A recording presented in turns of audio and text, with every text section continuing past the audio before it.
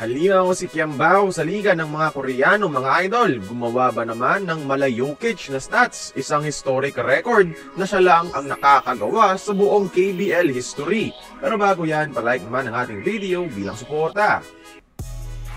Ngayong taon lang pumasok bilang Asian import sa KBL itong si Kevin Kiambao at sa ikapitong laro niya sa liga mga idol, isang record-breaking performance ang ginawa ng Pinoy superstar.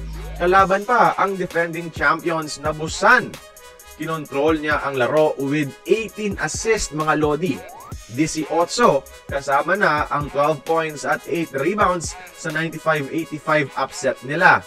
Itong ginawa ni KQ mga idol ay record ngayong season for most assist in a game. Pero di lang basta-basta ngayong season yan dahil pati KBL history na bulabog.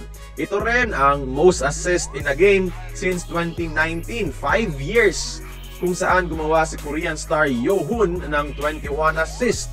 Ang 18 assist ni Kiambao, mga idol, ang 7th most assist sa buong history ng Korean Basketball League. 7 laro pa lang na isemento na ni KQ ang kanyang legacy sa ikapitong pwesto sa KBL leaderboards mga idol.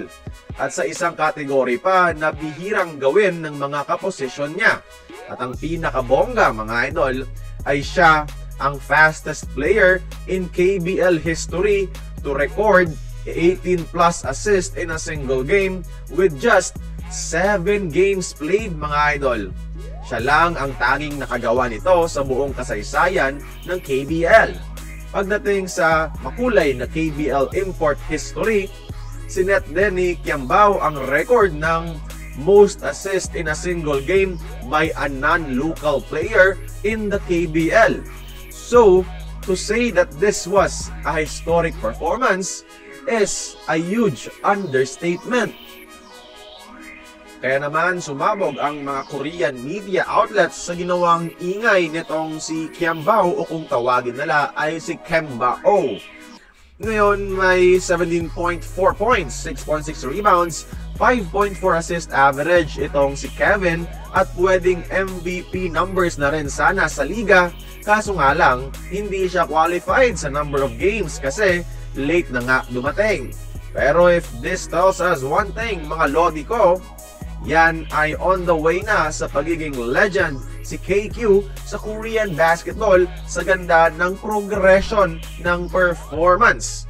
Baka nga next season mag-MVP na ito. This is something to watch. Pero bakit kaya pagdating sa gilas nababangko siya? Ano sa tingin nyo ang dahilan mga idol? Pakisagot naman sa ating comments section. Huwag mahiya, so drop them now.